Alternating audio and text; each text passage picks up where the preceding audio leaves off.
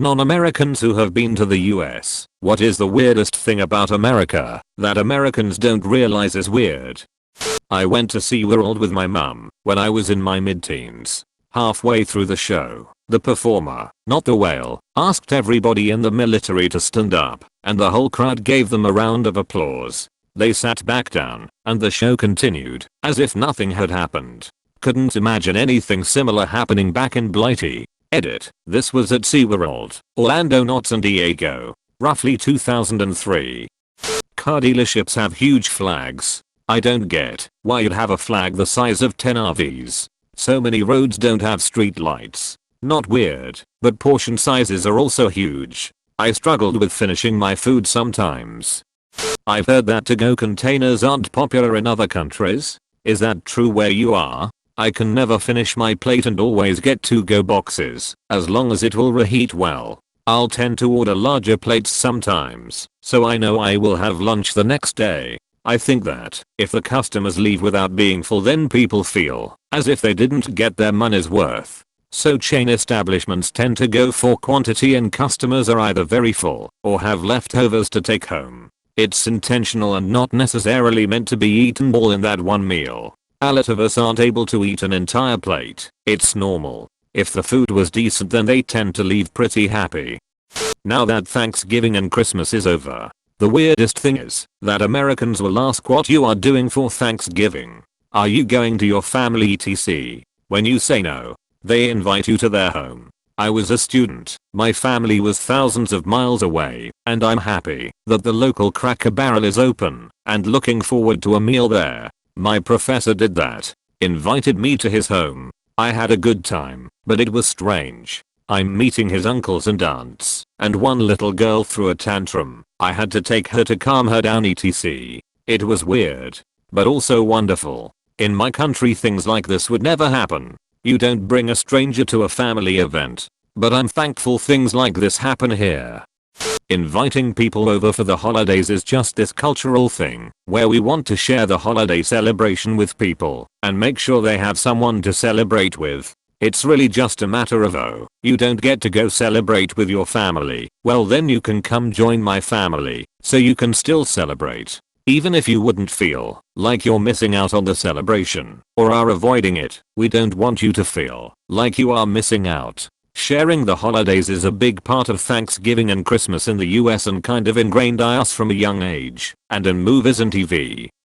I'm not sure if they find it weird or not, but as a Canadian who has been to a few states, gambling at gas stations in Montana, so damn weird. Edit. So I'm talking about slot/poker machines and sometimes a poker table or two in regular gas stations. Not just truck stops, not on native land. Find a street corner with some gas stations on it in Missoula and odds are at least one of them has a mini casino inside.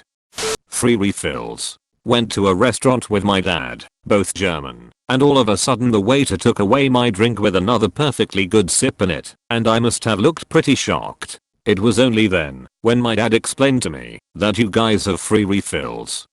I just studied for 6 months in Germany, and this is what I missed most. It was a challenge to find water for free at many restaurants, and if I ordered a drink it was the same price as in the US, and I got very little. The reason we have free refills is that drinks come in large containers of syrup that get mixed with the water and carbonation in a fountain on site. At fast food restaurants, it costs the restaurant more to provide you with a cup than the liquid that they order in bulk. This makes unlimited refills feasible, vs the individual glass bottles everyone in Europe is serving.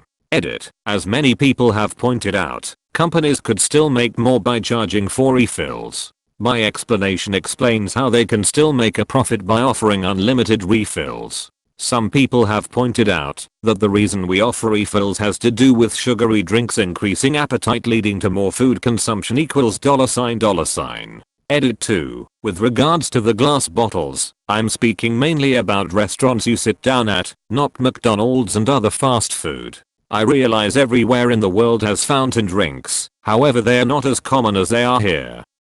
For me as British bloke who only traveled for 6 weeks in the US, your public transport is largely poor but everything is built for cars and your cars are big. You advertise not businesses but personalities a lot. So it's not that KGH estate agents will well your property, but Mary Houghton will personally sell your house with a big picture of her face. Random people will talk to you. I'm a Londoner, so it is different up north in the UK, but especially when I got to the southern states, people were so happy to talk to random strangers. You guys actually sit at the bar in bars. When we go to a pub/bar, we'll go with friends and rarely interact outside of that group really. You guys jump up at that bar and just start chatting. Where homelessness is visible, it's bloody awful. San Francisco was horrible for this. Me and my now wife ended up making a load of extra spag bowl to give to the homeless people outside our hostel because it was shocking to us. If I think of any more I'll add them, but it's Christmas Day and I should probably talk to my family. Canadian here. Canada's fast food restaurants have signs that fairly normal height, just enough to get the point across, while not being obnoxious. Cross over to the USA, and within 5 seconds of leaving customs you can see fast food signs hundreds of feet in the air on giant poles too, 3 times taller than here in Canada. Why? Also finding peanut butter and jelly swirled into the same jar was shocking. I live in the south, and one time I was hanging out with a friend smoking by a lake in late spring/early summer. He was Egyptian and had just moved here over the winter. All of a sudden he freaked out saying he was seeing weird lights in the trees. I thought he was too high or something, before I realized he meant the lightning bugs. He'd never seen them and didn't know what they were, so I started catching them, and he was mind blown that they were just a normal seasonal thing.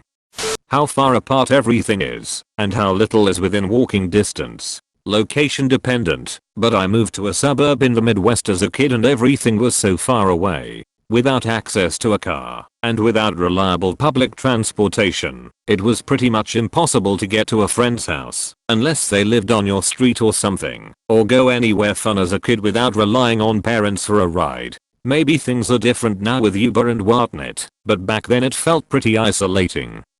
The rituals for paying after food. Call server, ask for bill, wait server brings bill, put card down, wait server takes care and bill away, wait server brings back copy, you add tip, get up and leave. In NZ, finish meal, go to front of the restaurant and pay then leave, no tip. Lemonade made with real lemons and it's like super sour, but somehow sugary sweet at the same time. In Australia lemonade is the same as Sprite. So when I was there my mum and I ordered Jack Daniels and lemonade, and they made it with the real lemonade, and it was awful. It was also weird, because they sold pre-mixed bottles of Jack's and lemonade with the real lemonade, but in Australia you buy the same ones with Sprite lemonade. Free refills was the other big one. Everywhere has free refills as many times as you like. Never seen that before. American that just traveled overseas. I went to a great bookstore in Edinburgh and the cashier asked if I wanted to sign up for a rewards membership. This led to a conversation about how their CEO or something just took over Barnes & Noble in the States. I stated the closest B&N to me is an hour away, and the other cashier jumped in, saying how easy it is to forget how far apart things are in the States. He was just kind of baffled, and said it often blows his mind. I moved 13 hours away from my hometown, and I still manage to be in the same country, which seems like a foreign concept for most Europeans. When, in reality, I could have moved even further away and still been in the US. I lived for a long time in different places around the world, and something that I really missed when moving to a new town was the lack of a US style bar, where it was easy for a stranger to meet people. Outside of the US, it is rare to find a bar where everyone just sits and faces the same direction, whether or not a sporting event was playing on the television.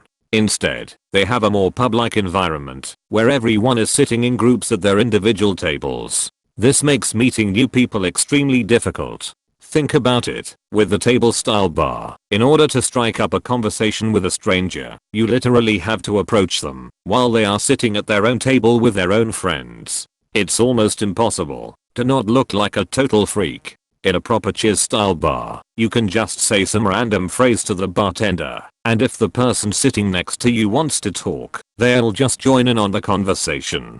Basically, in non-US bars, if you aren't invited ahead of time by someone, you are damned to sit alone in some corner of the bar. This makes so much sense. I'm Irish, so I know my way around a pub, and I could never understand how Americans always seem to have met their friends or partners for the first time in bars. Like, in clubs I would understand, but bars just didn't make sense to me for this reason. Also, side note, all pubs that I know of do have these types of bars built in, usually occupied by older, more experienced clientele. Like you need at least 5 years experience to sit in those seats. Sort of an unwritten rule in a lot of places.